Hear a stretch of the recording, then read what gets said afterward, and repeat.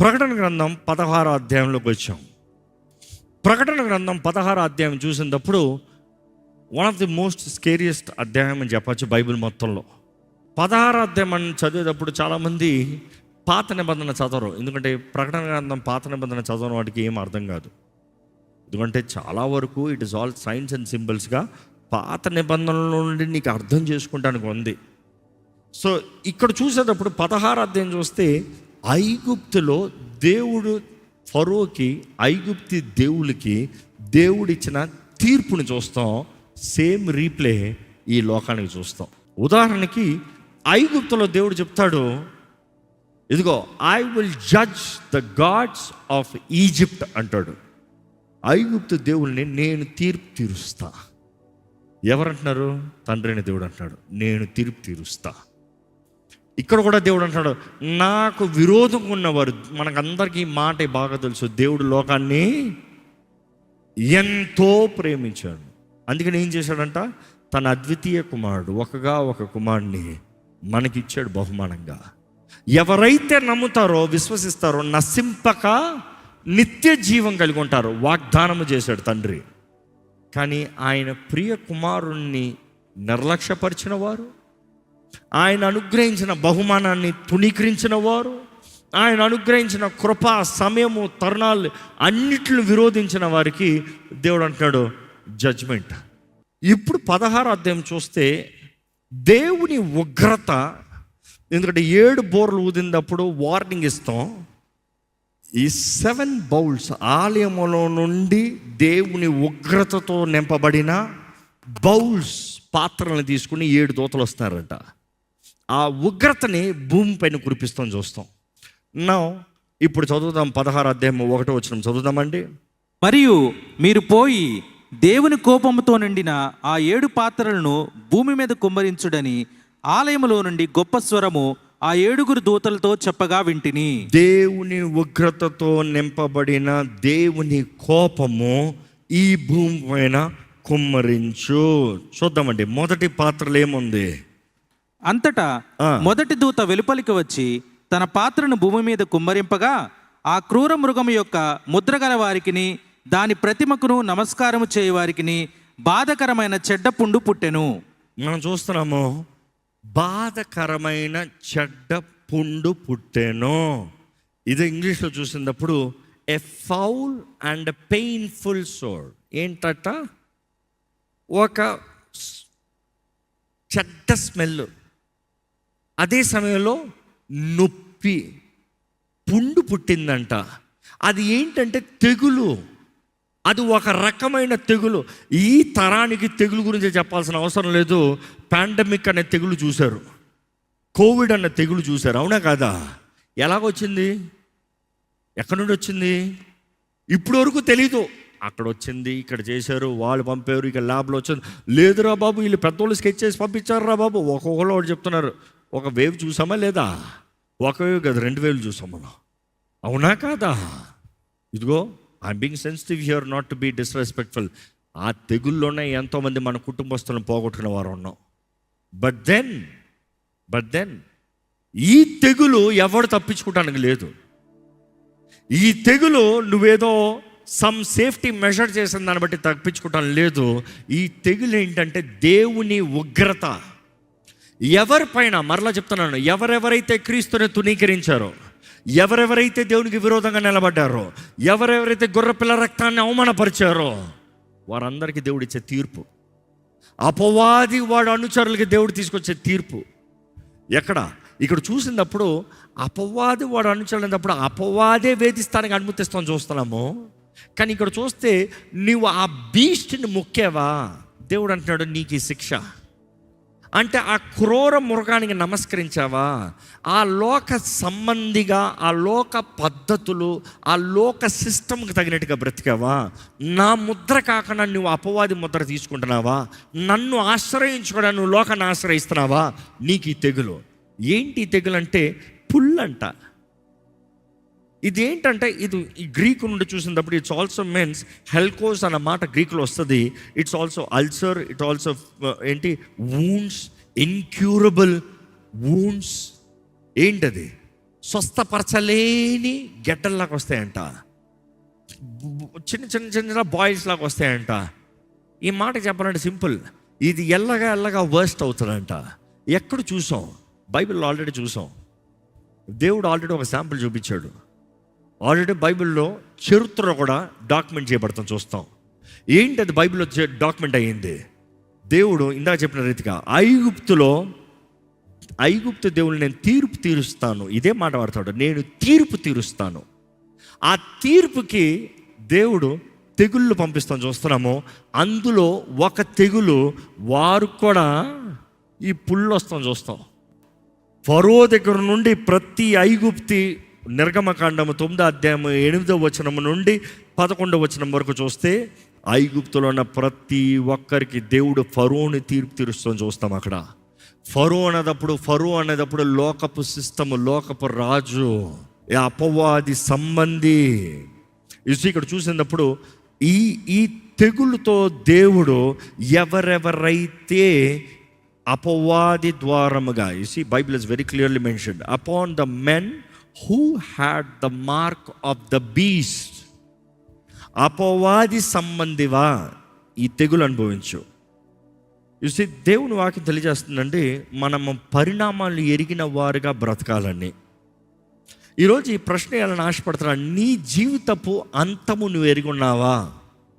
చాలామంది అంటారు నాకు తెలియదే. తెలుసు, తెలియదని కాదు, నువ్వు ఆలోచించలేదేమో. నీ జీవితపు పరిణామాలు ఏంటని నువ్వు గ్రహిస్తే నీ జీవితం అంతం ఏంటో గ్రహిస్తావు.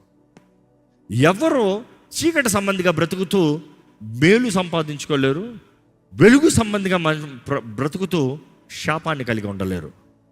నీవు ఏం మార్గంలోకి వెళ్తున్నావో నీకు అదే. గలితీయులకు రాసిన పత్రిక మనం చూస్తాం, మోసపోగడే దేవుడు వెక్కిరింపబడడు, మనుషుడు ఏదైతే విత్తుతాడో అదే కోస్తాడు. నీవు ఏం మార్గంలోకి వెళ్తున్నావో చూసుకో. ఈరోజు నీవు చేసే నిర్ణయాలు ఏంటో చూసుకో. ఈరోజు నువ్వు ఎక్కడ నిలిచి ఉన్నావో చూసుకో.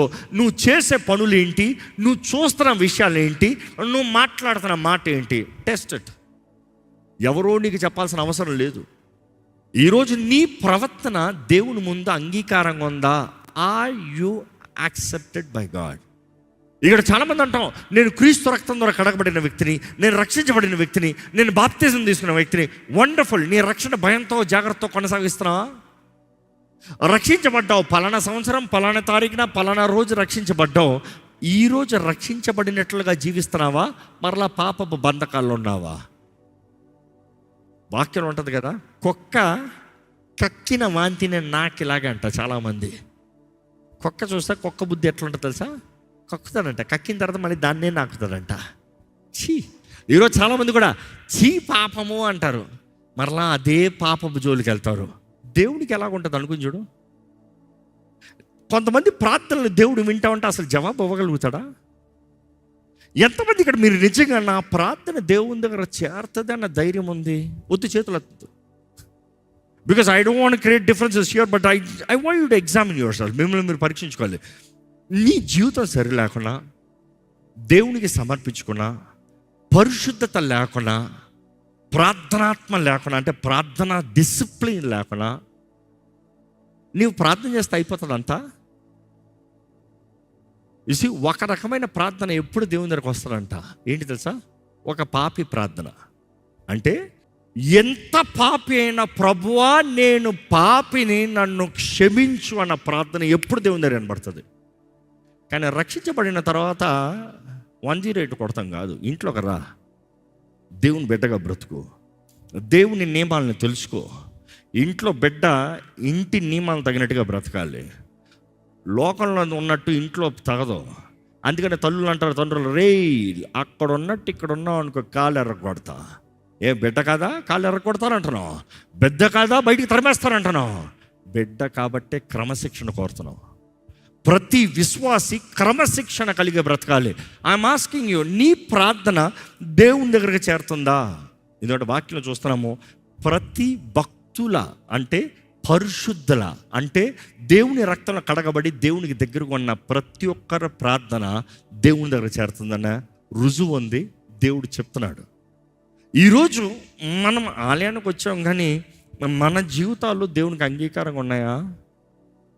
చూసి బైబిల్ చూసినప్పుడు అండి, ఆయన ఉగ్రత వెళ్తుందంట, తెగుళ్ళు వెళ్తుందంట. ఎవరెవరైతే 2 ఆప్షన్లు అక్కడ, దేవుని ముద్ర లేకపోతే సాతాను ముద్ర. దేవుని ముద్ర లేని వారందరి మీదకి ఈ తెగులు వస్తుందంట. ఇది ఐగుప్తులో జరిగిన ఆ సంఘటనే చూస్తున్నాం. నెక్స్ట్ మనం చూస్తున్నాము రెండో bowl. Can you read that please? రెండవ దూత తన పాత్రను సముద్రములో కుమ్మరింపగా సముద్రము పీనుగ రక్తం వంటిదాయెను. అందువలన సముద్రములో ఉన్న జీవులన్నీ చచ్చెను. ఏమవుతుందంట? రెండో ఉగ్రత కురిపించబడినప్పుడు సముద్రంలో ఉన్నదంతా రక్తంగా మారుతుందంట. నెక్స్ట్ 4వ వచనం నుండి 7వ వచనం వరకు చదవండి. మూడవ దూత తన పాత్రను నదులలోను జలధారల్లోను కుమ్మరింపగా, నదుల్లోనూ జలధారల్లోను. ఇది చూసినప్పుడు ఐగుప్తులో కూడా ఇదే జరుగుతుంది చూస్తాము. దేవుడు ఐగుప్తుని తీర్పు తీర్చినప్పుడు నిర్గమకాండము 7వ అధ్యాయంలో చూసినప్పుడు నైల్ నది అంతా రక్తంగా మారిపోతాం చూస్తాం. నైల్ నదిలో నీరంతా రక్తంగా మారినప్పుడు ఫరో కనిపించిందంట, నా దేవుడు ఓడిపోయాడు. ఎందుకంటే వారు 10 తెగుళ్ళు 10 దేవుళ్ళు. That is the simple as that. ఐగుప్తి 10 దేవుళ్ళకి 10 తెగుళ్ళు నీ దేవుడు పంపించాడు అన్నప్పుడు 10 God let's see who is winning అన్నాడు దేవుడు. నువ్వు దేవుడువా, చూద్దాం, నేను చేస్తాను, నువ్వు ఆపు. ఎందుకంటే ఐగుప్తులు చూసినప్పుడు వారికి వచ్చిన ప్రతి తెగులకి వారు ఎవ్వరు ఆపలేకపోయారు. కప్పలు వచ్చినప్పుడు కప్పల్ని ఇంకా ఎక్కువ చేయగలిగారే కానీ కప్పలు లేకుండా ఆపలేకపోయారు. మోషే ఒక మాట చెప్తా అయిపోయింది. అదే సమయంలో మనం చూస్తున్నాము, నైల్ నుండి ఆ నీరు వారికి కల్టివేషన్కి, వారికి సివిలైజేషన్కి, వారు త్రాగుతానికి, అన్నిటికి నీరు లేకపోతే మనుషుడు బ్రతుకుతాడా? ఈ రోజు కాలంలో అంటే 3 రోజులు నీళ్ళు లేకపోతే మనుషుడు బ్రతకడంట. 3 రోజులనే చచ్చిపోతాడంట మనుషుడు నీళ్ళు లేకపోతే. ఇంకా కొంతమంది అంత కూడా బ్రతకడంట. బట్ దెన్ ఐగుప్తులు చూసినప్పుడు ఫరో అనుకున్నాడు, ఈ నైల్ అంతా కూడా రక్తంగా మారినా కూడా నా మంత్రగాళ్ళు ఉన్నారు కదా, నా స్పెషల్ ఫౌంటైన్ ఉంది కదా, నా స్పెషల్ బౌల్ ఉంది కదా, నా పాత్ర అంతా రక్తంగా మారదన్నాడంట. కానీ ఏమైందో తెలుసా? అది కూడా రక్తంగా మారిందంట. దేవుడు తీర్పుకి నిలబడితే, దేవుడు శత్రువుగా నిలబడితే ఎవడు తప్పించగలడండి? ఇక్కడ చూసినప్పుడు అదే జరుగుతుందో, సముద్రము రక్తంగా మారుతాం, సముద్రము నాశనం చేయబడతాం. ఒకసారి ఆగుదాం. ఈరోజు సముద్రం అనేటప్పుడు నువ్వు అనుకుంటున్నావేమో కేవలం సముద్రము రక్తంగా మారిపోతుంది, ఈ పసిఫిక్ ఓషన్, ఈ పలానా ఇదంతా రక్తంగా మారిపోతుంది అని ఊహించుకుంటున్నావేమో. It is far beyond it. సముద్రాన్ని దాడి చేస్తానికి కారణం ఏంటంటే దేశంలో గందరగోళం అయిపోతాం, కామర్స్ గందరగోళం అయిపోతాం. Do you know 90% of the commerce is sea? తెలుసా? నీకు ఒక జర్మన్ కార్ వస్తుందంటే ఎట్లా వస్తుంది? చైనా నుండి స్టఫ్ వస్తుందంటే ఎందులో వస్తుంది? పలానా దేశం నుండి నీకు ఫ్యూల్ వస్తుందంటే ఎక్కడొస్తుంది? పలానా స్థలం నుండి నీకు డీజిల్ పెట్రోల్ రావాలంటే ఎందులో వస్తుంది? ఏ ఒక్క చిన్న యుద్ధానికి ఈ దేశం అంతా అల్లడిపోలే? నువ్వు పోరాడే యుద్ధం కాదు, వేరెవరో పోరాడే యుద్ధానికి అల్లడిపోలే. మన దేశం మాత్రమేనా? ప్రపంచంలో ఎన్ని దేశాలు అల్లడిపోతలే? ఒక్కరోజు ఫ్యూయల్ లేదంటేనే వీధులు ఎలాగ మారిపోతున్నాయి? You see, it is not just fuel. సముద్రం మ్యాప్ అంతా చెదిరిపోతుంది. దేవుని ఉగ్రత వచ్చినప్పుడు దేవుడు అంటాడు, అపవాది నీ సిస్టమా, నేను పెడతాను ఎన్కౌంటర్ నీ సిస్టమ్కి, నేను పెడతాను దెబ్బ. ఎవడు నీ మీద ఆధారపడుతున్నాడో చూస్తాను ఇప్పుడు, ఎవడు నిన్ను నమ్మి బ్రతుకుతున్నాడో చూస్తున్నాను నేను ఇప్పుడు. జాగ్రత్త. ఇక్కడ చూసినప్పుడు దేవుడు అంటున్నాడు, నువ్వు ఎవరి మీద ఆధారపడుతున్నావు? I will shake the world. ఇక్కడ 3వ తెగులప్పుడు చూస్తున్నాము, నదులు నీరు లేకుండా చేస్తాము, మనుషుడు త్రాగుతానికి నీరు లేకుండా చేస్తాము. అక్కడ 7వ వచనం ఒకసారి చదివితే ఇంట్రెస్టింగ్ ఉంటుంది. ఏంటి, చదవండి ఒకసారి. అందుకు అవును ప్రభువా, దేవా సర్వాధికారి, నీ తీర్పులు సత్యములను న్యాయములనై ఉన్నవని బలిపీఠం చెప్పుట వింటిని. నీ తీర్పులు సత్యమై ఉన్నవి, న్యాయమై ఉన్నవి అని అక్కడ చెప్తూ వస్తున్నారంట. ఎవరు చెప్తున్నారు? ఎందుకంటే ప్రకటన గ్రంథం 6 చూసినప్పుడు, ప్రకటన గ్రంథం 6లో మనం చూస్తున్నాము, ఆయన బలిపీఠం కింద నుండి మాటేర్స్, హతసాక్షులు రక్తము మొరపెడతాం. ప్రభా ఇంకెంతకాలం ప్రభా మాకు న్యాయం జరిగించవా? ప్రభా ఎంతకాలం ప్రభా మా పక్షాన న్యాయం జరిగించవా?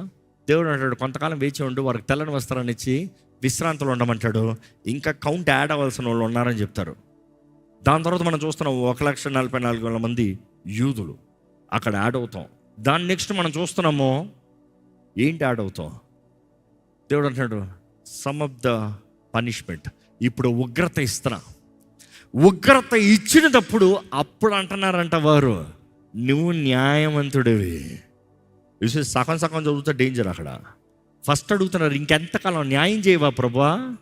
ఆయన న్యాయం ప్రారంభించిన తర్వాత అందరూ అంటున్నారు నువ్వు న్యాయవంతుడివి, నువ్వు కరెక్ట్ సెటిల్మెంట్ ఇచ్చావు ప్రభా, నువ్వు కరెక్ట్గా డీల్ చేసావు. దేవుడు న్యాయవంతుడు. ఎంతమంది నమ్ముతారో హల్లెలూయా చెప్తారా? నువ్వు అనుకునేది ఆయన చేస్తాం కాదు. ఆయన న్యాయ విధుల ప్రకారం ఏది జరగాలో అది చేసి ముగిస్తాడు. కొన్నిసార్లు నీకు చిన్న చిన్నగా ఆలోచిస్తావు. ఆయన అనుకునేది అనుకున్నట్టుగా చేసి ముగించే దేవుడు, ఆయన అనుకునేది అనుకున్నట్టుగా జరిగించే దేవుడు. ఆయన మాటకి ఎదురు తిరుగుతానికి ఎవరికి లేదు, ఆయన మాటకి విరోధంగా తిరుగుతానికి ఎవరికి లేదు. చూసి ఇక్కడ చూసినప్పుడు ఈ మూడో దానికి వారు చెప్తున్నారంట నీ న్యాయ విధులు సరేనయ్యా. నెక్స్ట్ చూస్తాం 4వ పాత్ర కుమ్మరించబడేటప్పుడు ఏమవుతుంది చూడండి. 4వ దూత తన పాత్రను సూర్యుని మీద కుమ్మరింపగా మనుషులను అగ్నితో కాల్చుటకు సూర్యునికి అధికారం ఇవ్వబడెను. ఇక్కడ ఏమవుతుందంటే సృష్టి విరోధంగా తిరుగుతాం. చూసి ఐగుప్తు దేవుళ్ళలో one of their gods sun god. They worship the sun. ఒక మాట చెప్తా, worship the creator not the creation. ఈరోజు ఎంతోమంది సృష్టిని పూజిస్తున్నారు, సృష్టికర్తని పూజిస్తలేదు. దేవుడు ఈరోజు నీ దగ్గర కోరేది నీ ఆరాధన ఆయనకి రావాలని. అప్పుడు సృష్టి నీకు లోపడుతుంది. అదే జరుగుతుంది చూస్తున్నాం. ఈరోజు ఎంతమంది సృష్టిని ఆరాధించుకుంటా ఉన్నారు సృష్టికర్తను కాకుండా. ఇక్కడ చూస్తే సూర్యుడే విరోధంగా తిరుగుతున్నాడంట. నువ్వు సూర్యుడిని ఆశ్రయిస్తూ ఉన్నావు, నువ్వు సూర్యుడిని నమ్ముకుంటా ఉన్నావు, సూర్యుడే నీకు విరోధంగా తిరిగాడంట. ఎట్లా అంట? ఇదిగో మొన్నటి వరకు మనకే వేడి.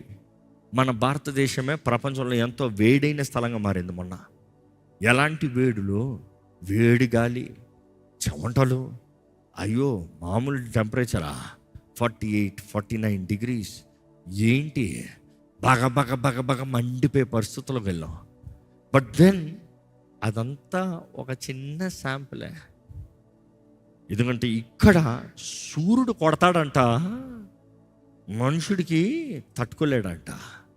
సూర్యుడు కాల్చుతాడంట. Burning intensely. స్కాచ్ అన్నమాట చూసినప్పుడు బర్నింగ్ ఇంటెన్స్లీ అని గ్రీక్ మాట నుండి చూస్తాం.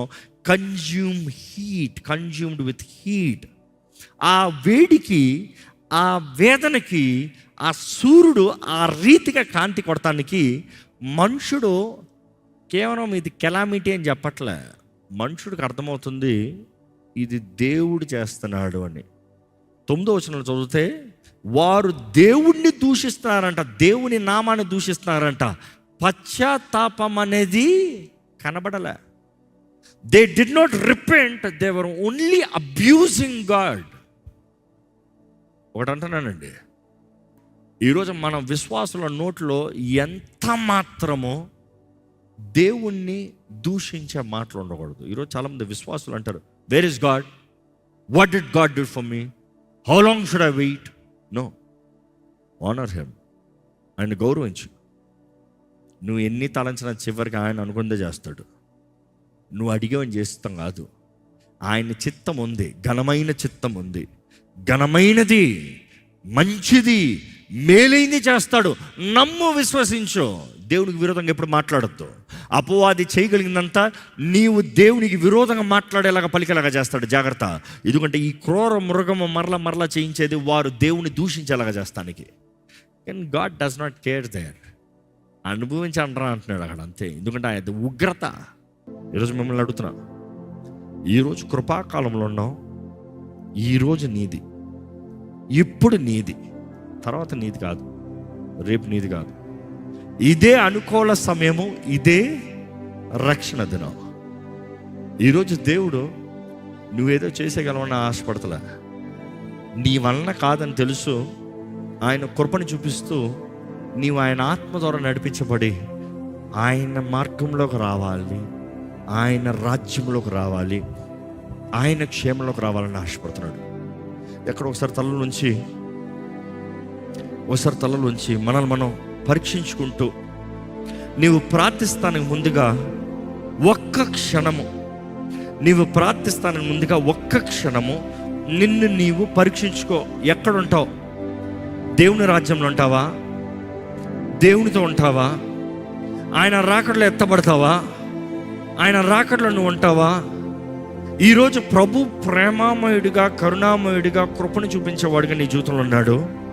అవకాశాల తరుణాలు నీ జీవితంలో ఎంతో అనుగ్రహించబడుతున్నాయి. ఇదిగో అవకాశాల తరుణాలను సద్వినియోగపరుచుకుంటున్నావా? తునీకరిస్తున్నావా? ఇదిగో రక్షించబడ్డాను, బాప్తీసం తీసుకున్నాను అంటున్నావు. నీ రక్షణ జాగ్రత్తగా కొనసాగిస్తున్నావా? ఇదిగో ఇంకా నేను క్రైస్తవుని చెప్పుకుంటూ రక్షణ లేదు, బాప్తీసం లేదు, దేవునితో బ్రతుకు లేదు, ఇంకెంతకాలం ఆలస్యం చేస్తావు? ఈరోజు దేవుడు నీతో మాట్లాడుతున్నాడు. ఆయన ఉగ్రత ఎలా ఉంటుందో తెలియజేస్తున్నాడు. ఆ ఉగ్రతలో నువ్వు ఉండకూడదు, నువ్వు రక్షించబడాలని చెప్తున్నాడు. ఈ సమయంలో దేవుణ్ణి అడుగు, దేవా నాకు సహాయం చేయ్యా, నాకు శక్తి దయచేయ్యా. ఇదిగో సంఘముతో చెప్తాడు కదా, అంతము వరకు సహించిన వాడికి జీవ కిరీటాన్ని ఇస్తా, జయించిన వాడికి జీవ కిరీటాన్ని ఇస్తా.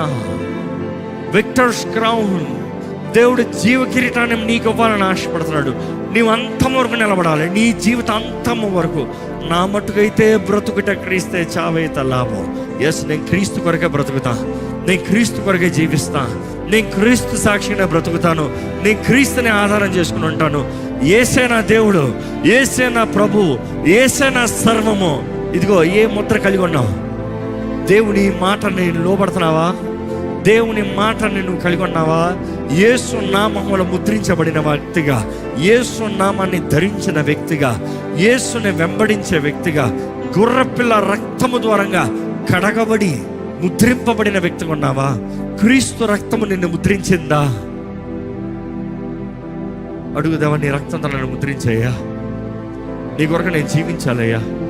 దిగుదావా, నీ కరుణను వేడుకుంటున్నావు, నీ సహాయాన్ని వేడుకుంటున్నావు, నీ విడుదల వేడుకుంటున్నావు, నీ జయాన్ని వేడుకుంటున్నావు. ఇక్కడ ఉన్న మా అందరిలో నీవే కార్యం చేయాలయ్యా. ఇదిగో ప్రభా, ఈరోజు మేము ఒకటే చెప్పగలుగుతున్నాం, యేసయ్యా నీవే మా రాజువి, నీవే మా దేవుడివి, నీ రాజ్యంలో మేము ఉండాలని మా ఆశ. నీ కొరకే బ్రతుకుతాం ప్రభా.